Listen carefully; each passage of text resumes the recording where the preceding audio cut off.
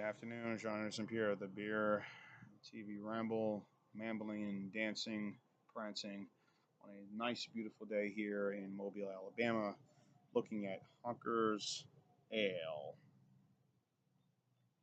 4.3 ABV, 30 IBU rating.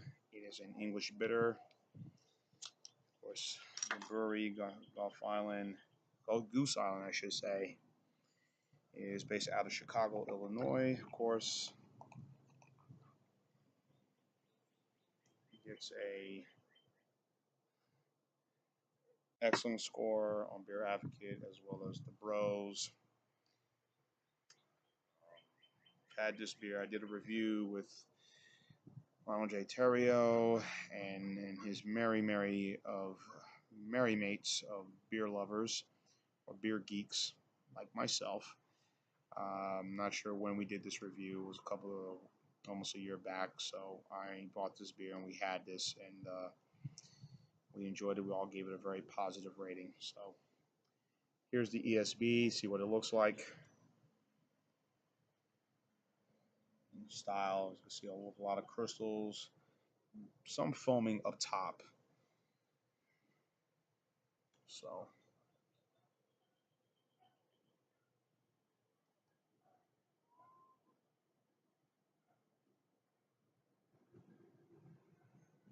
on to the taste.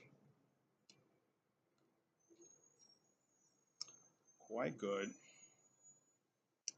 A little bit of taste, a little bit of substance and fruitiness to it.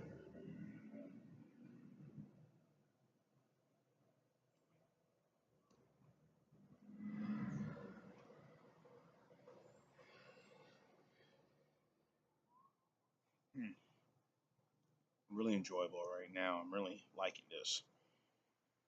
This is quite good. Other ESBs I've had have been one by Red Hook, the Red Hook ESB. I remember sampling that. I thought that was quite good. I did that with the Mike out of Chicago, the What You Drinking episode. I bought an ESB and I tasted and I sampled it and I thought it was quite good. So this is doing the same for me.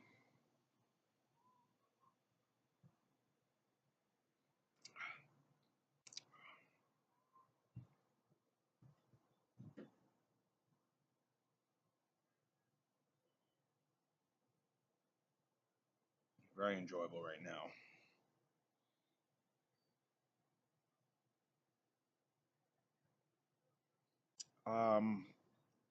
Goose Island, of course, we all know the story. Um, well, let me get the story about this beer.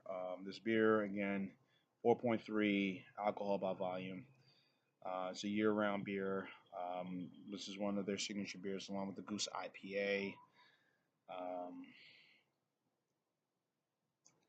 the Ten Hills Pale Ale, the 312 Urban Wheat Ale, the 312 Urban Pale Ale.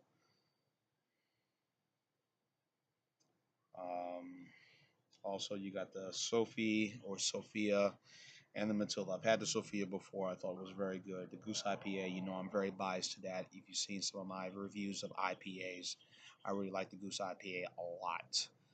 So, um, and of course, of awards, if you look at awards, the style beer has won the gold medal at the Great American Beer Festival for its style in 1997. So, the brewery, of course, started in Chicago in 1988, um, and you know, it was just mostly and by then it was a small little thing, and then by 1995 it became a large brew pub.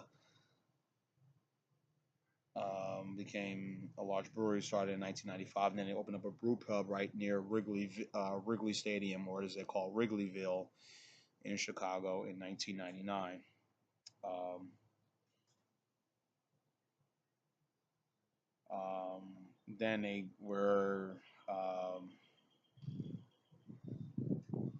then by sometime between 2001 to 2012, they were bought out fully by Anheuser-Busch InBev, and now they sort of handle most of their beers, or at least not produce some of their beers, but at least market some of their beers outside. All across.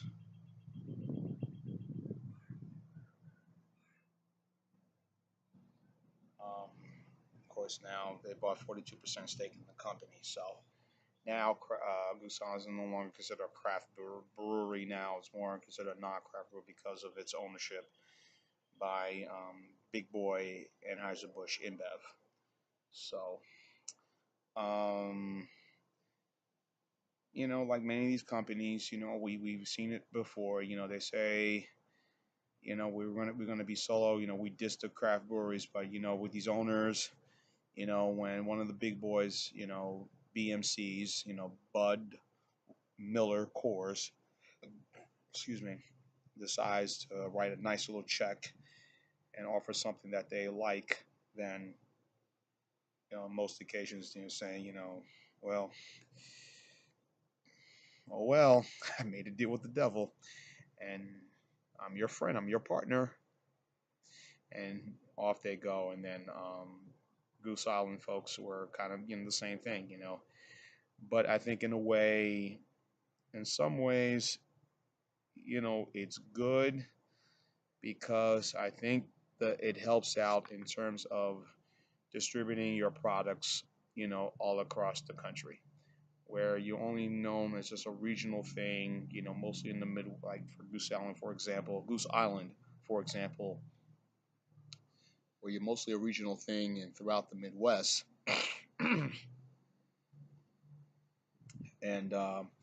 you're, not viewed as being um, and people who come and visit your area are mostly in the Chicago area, and they taste your beers like, wow, this is the best stuff I've ever had. Ooh, I love this IPA. Ooh, I love this. I love this, this urban wheat ale. I love this pale ale. Ooh, wow, this is awesome. And but you can only get it in, say, Illinois, Wisconsin, Ohio, Missouri, Missouri, and then you can't get it anyplace else. Then people start to wonder, I really would love to get this beer, in New Jersey or Texas or California, Alabama. Then ergo, here comes the BMC's Bud Miller and Coors and saying, "Hey, I can help you with that." So anyway, um, pairings of this beer, you can pair this with some fried fish and some French fries, or as I like to say in England, fish and chips. Fried flounder would be go great with this beer. You know, really would. You know, anything seafood, but fried flounder, fried tilapia would go good with some fries and slaw or maybe potato salad. A burger. This would be a good pairing with this beer. Cambit, Camembert cheese, I guess. So it has a nice little champagne look to it. I really enjoy. So um, it's quite enjoyable. I'm really liking this. I get I could see myself getting this here and there.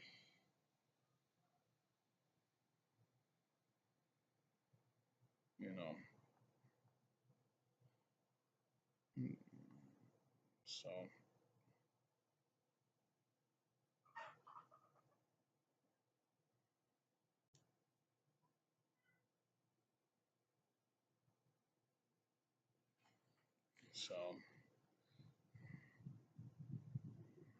so this is a very my chicken's in the background as you can hear. This is quite enjoyable. I just little message I just saw. So I'm gonna give this beer. I'll give it a 9. I think it's very good. As you know, there's some beers I'll diss and say ain't for me. But other beers, like today, I took a photo. Like I saw something the other day of called Trouble Brewing. I took a photo of that beer and I said, what is this beer here? Trouble Brewing Company. And then to come to find out, it's the same folks that make um, Big Flats in 1901. And that was a contract between the brewery and Walgreens drugstore, of course. And of course, Walgreens started selling alcohol. I believe maybe, if I could be wrong by the year, maybe 2008 or 9, they began to start selling wine and beer and again, which back in the day they did, but now they started doing that again. And of course, 1901 Big Flats was, and it was pretty much trash beer. It was crappy beer, 50 cents a beer, and it wasn't good at all. And I saw this beer, Trouble Brewery, and I tried to do some research on it and looked it up, and I saw the brewery and the name and what beers they put out, and I saw Big Flats, and I said, hell no, I ain't gonna buy that shit. But who knows? If someone offers it to me, I may give it a chance. But in any event, so but anyhow, giving this a 9. This is a very, very excellent beer. So if you've had the Honkers Ale, and if you had this before, tell me your comments and your thoughts, what you think. Leave your comments on the bottom. John Anderson here, the Beer and TV Ram. Will telling you to keep on watching, and as always, cheers.